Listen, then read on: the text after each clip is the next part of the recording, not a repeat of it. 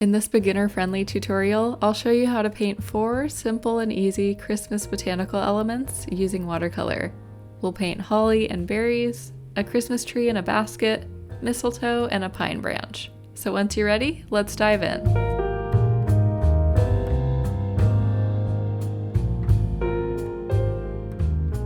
If you're curious what supplies I'm using throughout this tutorial, I've linked everything down below in the description box, so feel free to check that out. Alright, so really quick before we get started, you will notice I have some pencil marks and sketches here on my paper. I did sketch them out beforehand just for the sake of this tutorial, so I could make sure I could fit them all on one sheet of paper, but I don't want you to worry about having to sketch anything. I typically don't sketch before I paint, and these are all pretty simple illustrations that don't require heavy sketching, so just wanted to point that out. So let's go ahead and start with the holly. So you can see here I have 3 holly leaves and then 3 berries in the center. So I'm going to grab my size 5 round brush and I'm going to start by just laying down a clear water layer. And I'm just going to make sure I have a nice even layer inside the leaf, and if you're not sketching beforehand, that's totally fine.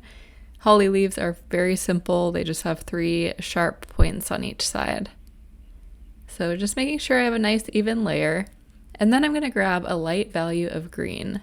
You can use whatever green you'd like, and since that first layer is still nice and wet, you'll see the paint kind of bleed out into the center of the leaf, and this is called the wet on wet technique.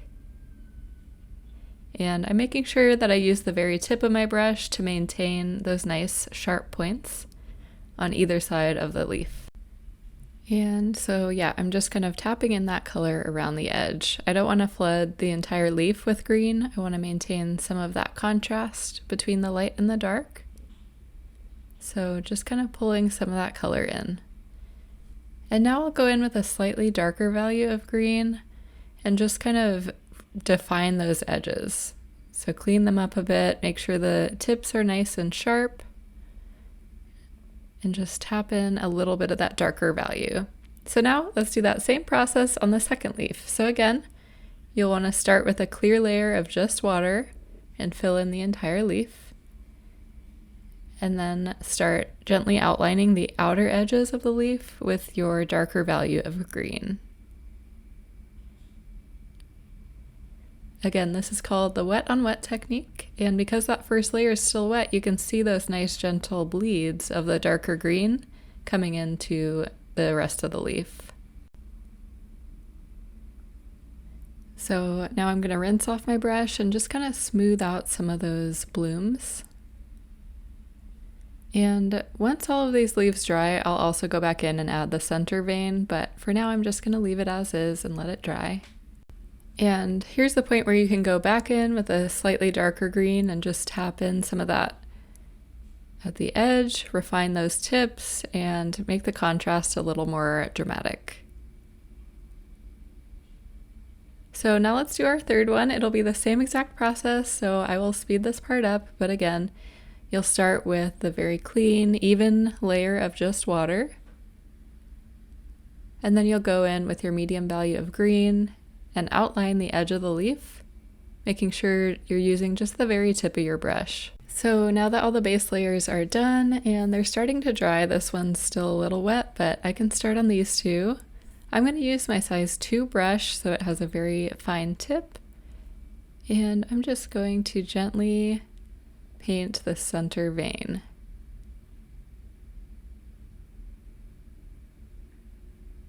And you want to make sure you give a little bit of movement to it. You don't want it to just be perfectly straight. You want to follow the curve of the leaf. So just having a very light touch and using the tip of my brush. And I'll do the same exact thing on this last one. Alright, so our leaves are looking good, and now we can start painting the berries. So you're welcome to use whatever color of red you'd like. And I'll start by just using a very dark value and just painting in a portion of the berry. I don't want to fill in the entire thing yet. Right now I'm just blocking in that darkest value. So once that is in place, I'm going to rinse off my brush so I just have clean water and I can start to blend it out a bit.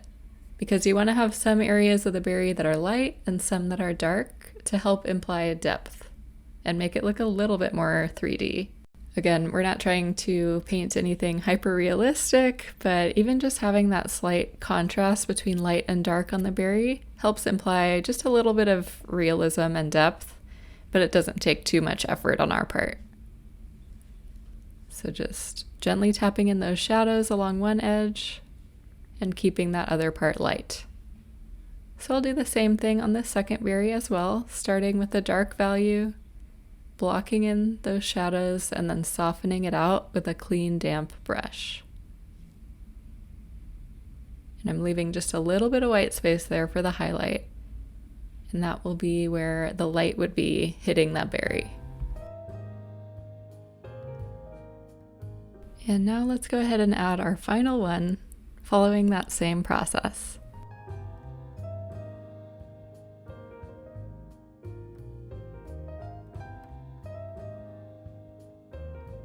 Now, while those are still wet, I'm going to add just a touch of black to my red mixture, and that will allow me to just tap the tiniest little shadow on the bottom.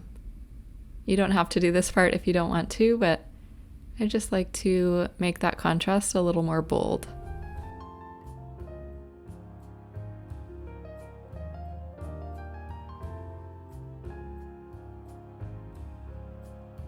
So now that our holly is done, we can move on to our cute little Christmas tree in a basket. So I'm going to start by painting the basket first. So again, I sketched this out, but it's just basically a little trapezoid shape.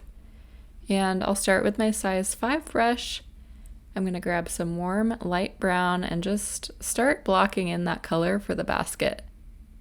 Again, you are totally welcome to use whatever color you'd like. And I'll just start blocking in where I want that color to be.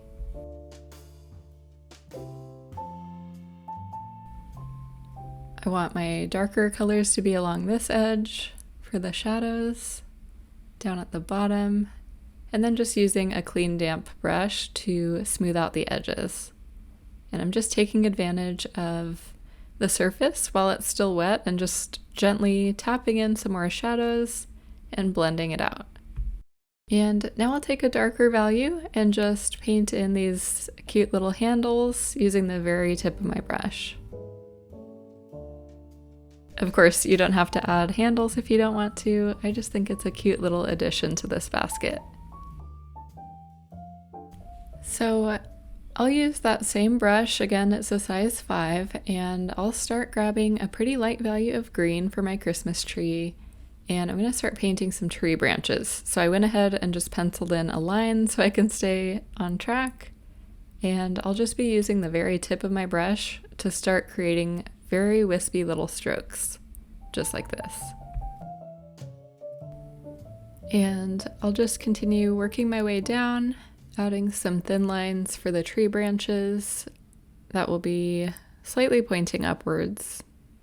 And just using the very tip of my brush to make dainty little lines. And I will be going over this with a second darker layer, so make sure you start out with a pretty light value of green. That way you can build out those darker layers. And I don't want you to feel like you have to make every single stroke that I'm making. This tree is your very own, so feel free to make your own creative decisions. You can make yours very full with lots of branches. You can make it sparse. It's up to you. One thing I do want to mention, a couple just little tips here as you paint, is that your branches will get wider towards the bottom. So you'll have the dainty little branches towards the top, and then you'll get wider and wider as you work your way down. And I actually did just very recently post a more in-depth Christmas tree tutorial here on YouTube, so I'll link that one up above if you want to check that one out next. But for now, we're just going to stick to this little mini Christmas tree. So again, just using the very tip of my brush, so it's almost just scratching the surface of the paper. And that's what will get those very wispy lines.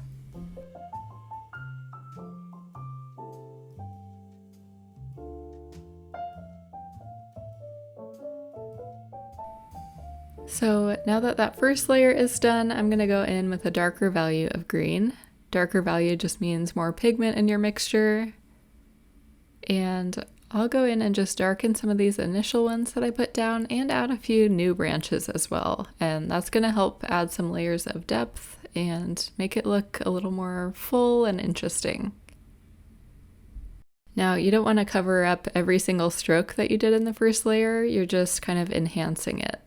So some of my strokes will go over it using the same techniques, and we'll also add some new branches. So it's kind of a mix of the two. So I'm going to have this one branch coming over the top of the basket.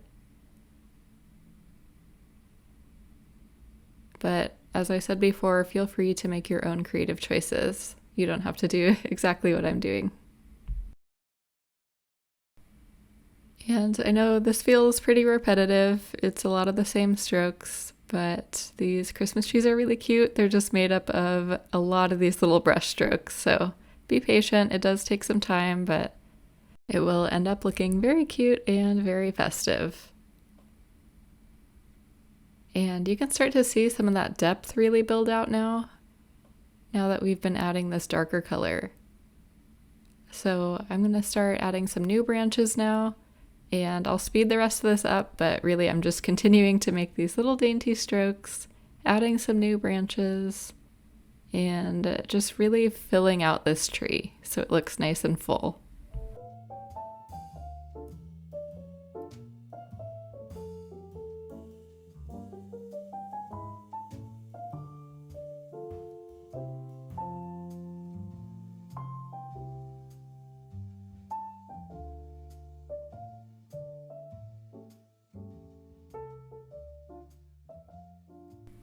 All right, so now the tree is looking very cute. So I'm gonna do my final step, which is grabbing some more of that brown.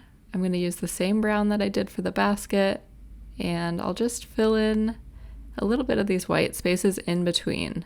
I'm not gonna draw a full straight line through it because some of these branches are supposed to be in front of the trunk. So just filling in those white gaps. All right, and there is our fabulous little Christmas tree in a basket. So now we have 2 of our 4 illustrations done, and we can move on to the mistletoe.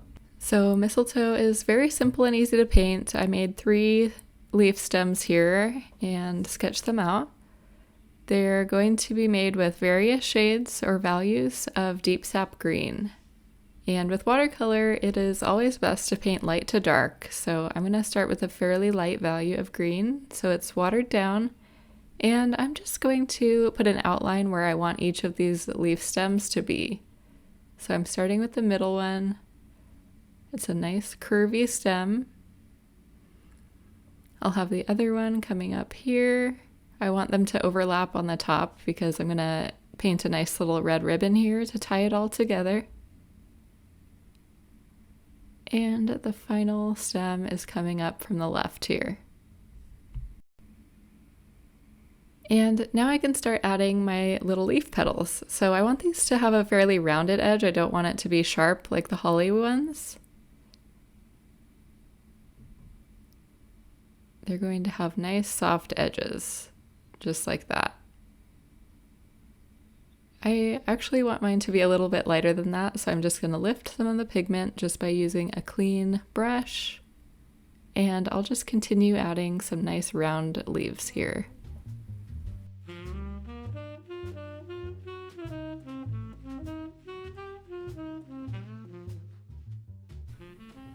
And when I paint these, I just am really making sure to round off the edges. That's one of the key points of mistletoe is they have really cute, rounded, curvy leaves. They're not very pointy.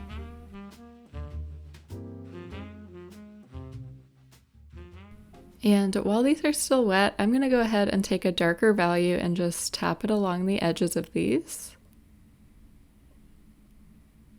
Utilizing that wet on wet technique again. And this will help our leaves look a little more interesting than just one flat color. So I've tapped in some darker color, and then I'll use a clean, damp brush to smooth it all out. And this is the same process I'll do on all of the different leaves.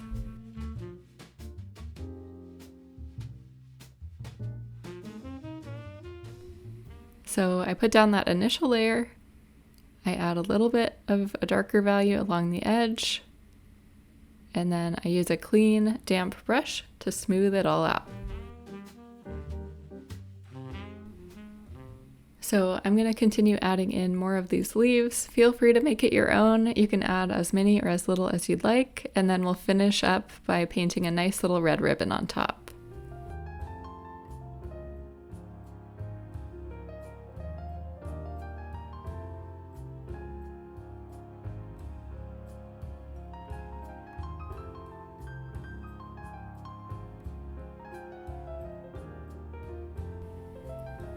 And one other thing I want to mention as you add your little leaves to your mistletoe is that you want to vary the value. So you want some of your leaves to be a little bit lighter, like these.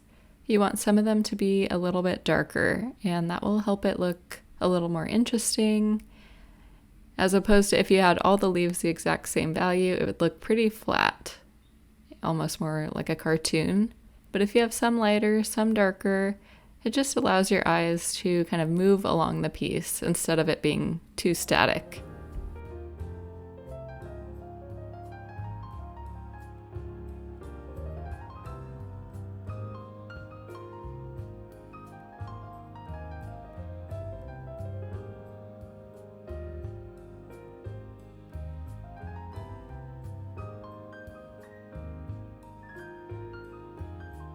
All right, so now you can see that there's some good dimension here. So some of my petals are lighter, some are darker. I went ahead and did some blending on some of them to make them look more unique.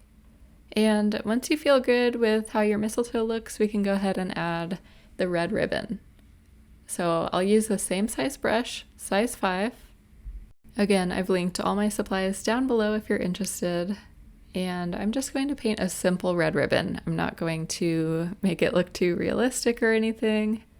I'm just going to paint a little curvy bow on top. So starting out thin and then applying more pressure for the rounded part.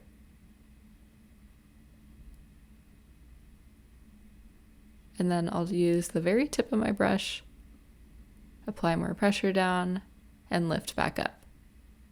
And I'll do the same thing on the other side.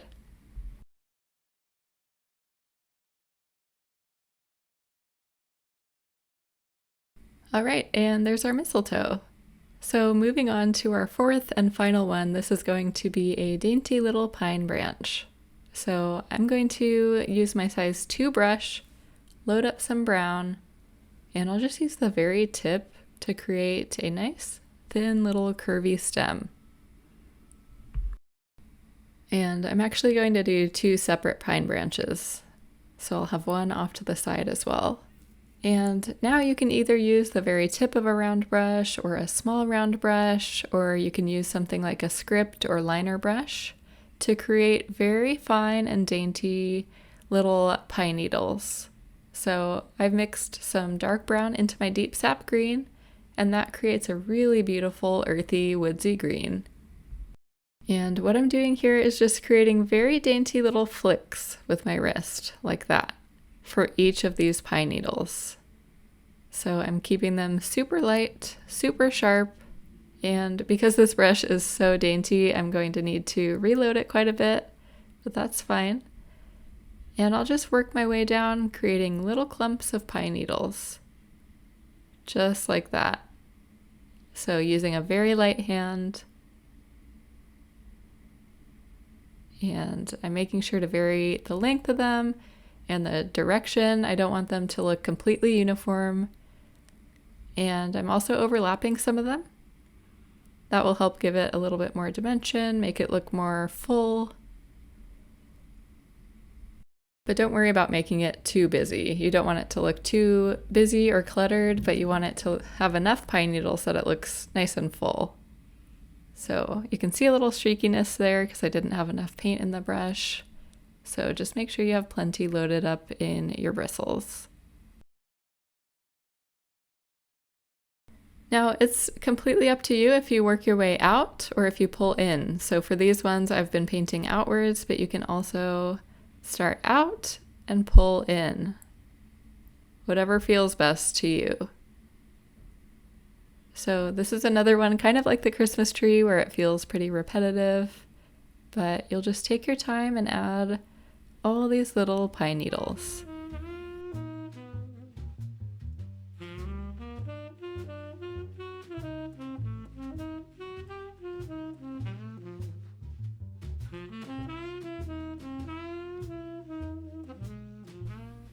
And I'll do the same exact thing on this extra little pine branch here. So just using the very tip of this brush to create these very fine and dainty pine needles. All right, so I'm liking how this looks so far, and now I'm going to go in with a second layer, slightly thicker branches. They'll still be nice and dainty, but I'm just making them a little bit more full. So to do that, I'm just applying slightly more pressure. It's still a dainty line, but just a little bit thicker and bolder than those initial strokes. So this is just going to kind of add some more depth to it and make it a little more bold and interesting to look at. So again, I don't want to cover up all those initial strokes. I'm just enhancing what's already there and building it out a bit more. All right, so it's up to you. As I always say, it's totally up to you how many pine needles you want to add. You can have a more sparse branch. You can make it really full and bushy. I'm happy with how mine looks, so I'm going to call it a day on that one. So there you have it. Those are our 4 beautiful, festive winter greenery illustrations. We have our holly and berries. We have our Christmas tree in a basket, our mistletoe, and our pine branch.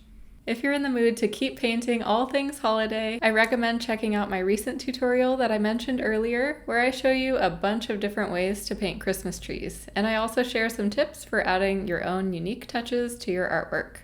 I also have several online classes available on Skillshare and also on my website, so those will be linked down below in the description box as well. Thanks for joining me today, happy holidays, and I will see you in the new year.